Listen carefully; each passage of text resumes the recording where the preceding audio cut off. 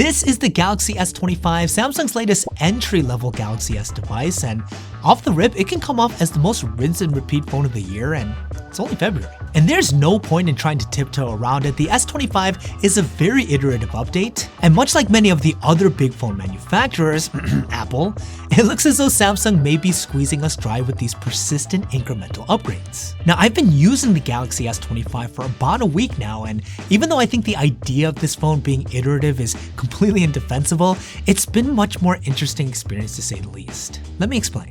Hey, it's Jason. I make videos on popular tech to help make sure that you're as informed as possible before you buy something. If you find this video helpful, please press the like button and consider subscribing if you haven't already. Plus, I get asked all the time where I get the wallpapers for my phones. If you guys want them, make sure to subscribe to the JSL newsletter. I send subscribers out a brand new full-res wallpaper every single week, as well as really good tech deals and fun articles written by yours truly. It's totally free. Link to subscribe will be in the description down below.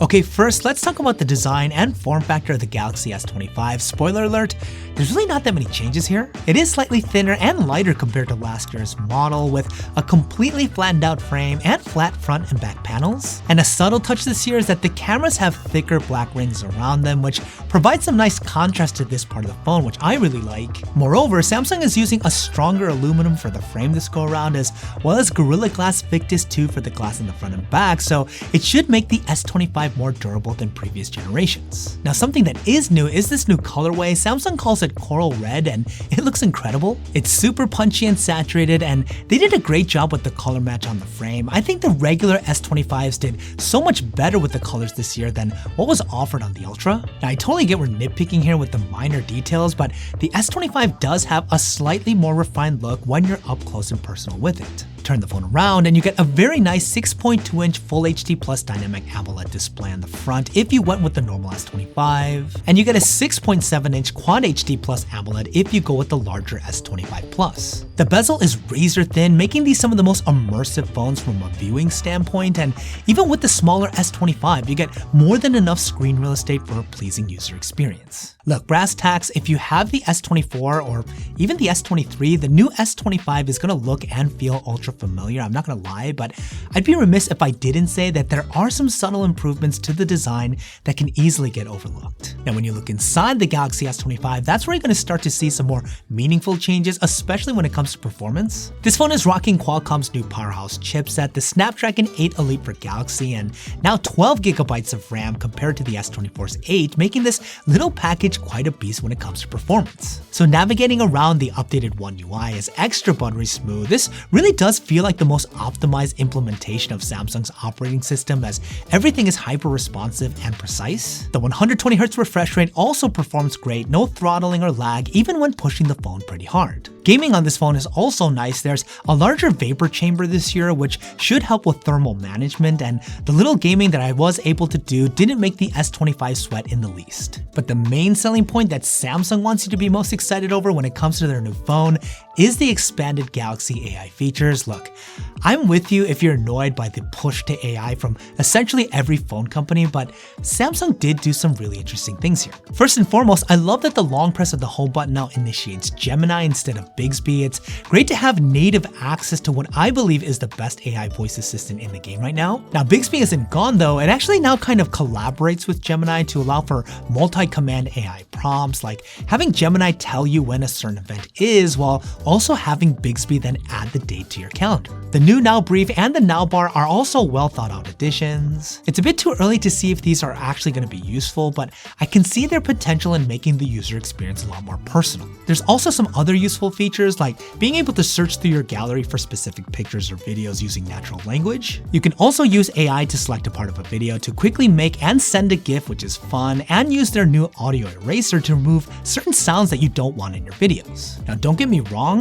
I think majority of the people won't care or use any of these features, much like they wouldn't use the AI features on any of the competitors, but I actually think Samsung did a good job here. It does take some getting used to, but many of the Galaxy AI features are actually pretty useful. And considering that this phone is stacked with power, it's encouraging to know that it has the hardware necessary to be quite future-proofed, as it does have 7 years of OS and security updates. And when it comes to battery life, the S25 is a solid good given its form factor and specs. It has a 4000 mAh battery, while the Plus version version comes with a larger 4900 mAh battery. 1 week later, I can comfortably get through a full day of pretty heavy use without any charge anxiety, and the S25 does come with 25-watt fast charging and 15-watt wireless charging.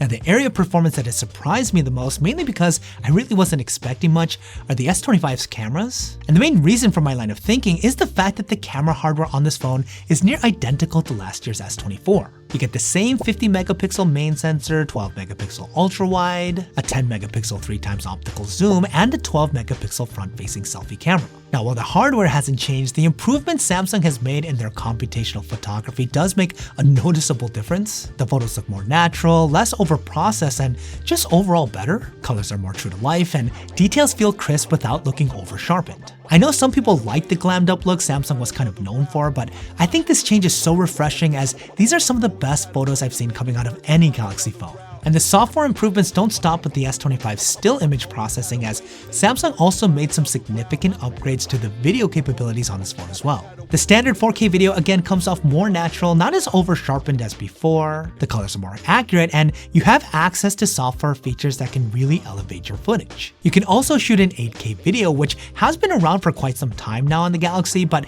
you now also have the ability to shoot in log format, which the video nerd in me very much loves. Shooting in log gives you very flat and desaturated footage, but with the most data to make color and contrast adjustments in post. This allows for way more flexibility to get a certain look that you want when editing video, and it's a great pro feature to have if you use your phone as your main video camera. Is it a feature that less than 1% of people will actually use? Yes, probably, but it is encouraging to see that this feature is available on the regular S25 and not limited to the Ultra, which really brings me to my overall thoughts on this phone. I gotta be honest, I kinda came into this review thinking that much like the iPhone 16, the S25 would be another representation of a big phone company really milking consumers with lackluster updates. And I wanna be clear, I'm not suggesting that this isn't an iterative upgrade. It very much is, there's no denying it, but it has impressed me a lot more than I thought it would. Now, this sentiment is more noticeable after spending a week with the Galaxy S25 Ultra, a phone that is significantly more expensive, but in my opinion doesn't give users much more when it comes to the user experience. The S25 is by far the best value new Galaxy phone that you can get right now. It has access to all of the new and improved features that I feel matter the most to consumers, and at a starting price of $799, it's gonna be hard to find a competitor that could do better. But hey, that's just me, and I want to know what you guys think. What do you guys think about the Galaxy S25? Am I crazy to think that this is anything more than an S24 clone? Or are you as impressed by the under-the-radar improvements like I am? Curious to get your thoughts. Let me know what you guys are thinking in the comments down below. And in case you guys missed my review of the S25 Ultra, definitely check it out here. It's going to help you be as informed as possible.